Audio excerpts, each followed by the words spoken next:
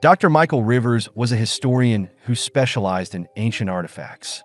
He had spent years traveling the world, studying relics and forgotten pieces of history, each object telling its own story.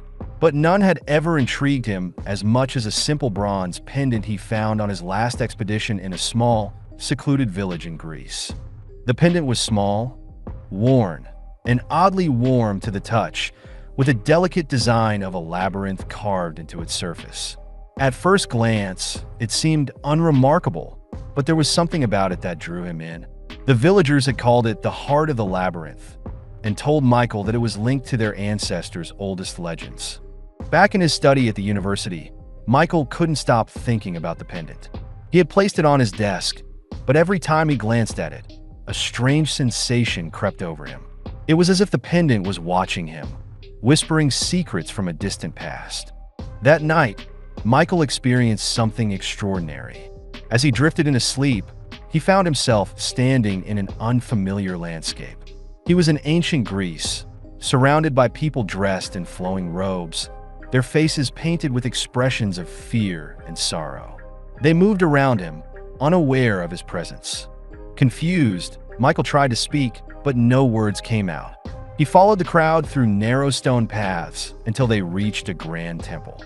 In front of the temple stood a woman, draped in a dark cloak, holding the very same pendant he had discovered. She looked directly at him, her gaze intense and filled with despair. In an instant, Michael awoke in a cold sweat. His heart raced as he realized that he hadn't been dreaming. He felt as though he had just returned from a place he couldn't explain, a memory that wasn't his own. The following day, Michael's mind was filled with questions. Who was the woman he had seen? Why had she looked at him with such sadness? And what was the true purpose of the pendant? Determined to uncover the truth, Michael began researching ancient Greek rituals and myths about labyrinths.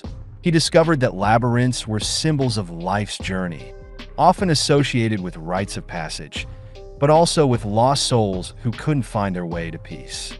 Each night, Michael continued to dream of the past, and each dream grew more vivid. He began to see scenes of war, famine, and sorrow, all centered around the same temple and the mysterious woman with the pendant.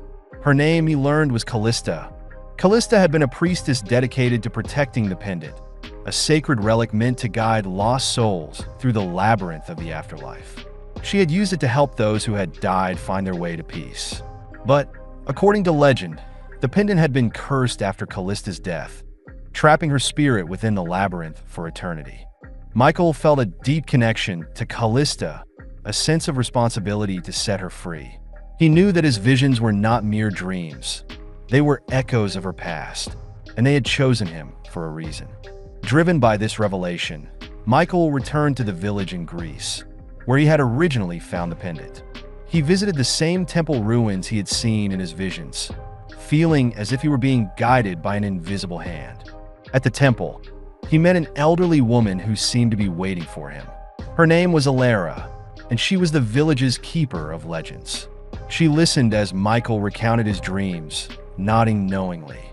"The spirit of Callista is restless," she said. "You must take the pendant back to the labyrinth to release her." Elara led Michael to an ancient labyrinth carved into the hillside near the village. It was a place that had been closed off for centuries, overgrown with vines and hidden from the world. With Elara's guidance, Michael entered the labyrinth, carrying the pendant.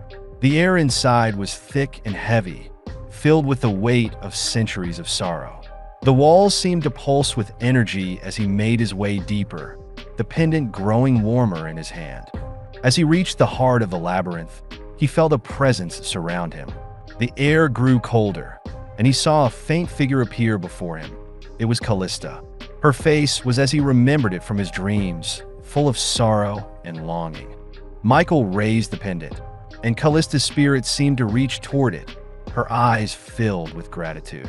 A soft light began to emanate from the pendant, illuminating the dark corners of the labyrinth. Slowly, Callista's form began to dissolve, her face finally at peace. In that moment, Michael felt a wave of relief wash over him. The air grew still, and he knew that Callista's spirit had finally found rest. As he exited the labyrinth, Elara was waiting for him. She placed a hand on his shoulder, a look of understanding in her eyes. "You have freed her," she said softly. "She can now rest." Michael returned home, feeling as though a weight had been lifted from his soul. The pendant now lay still and cold, its purpose fulfilled.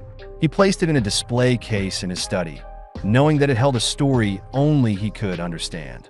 But sometimes, in the quiet of the night, he would feel a faint warmth from the pendant, a gentle reminder of Callista and the echoes of the past.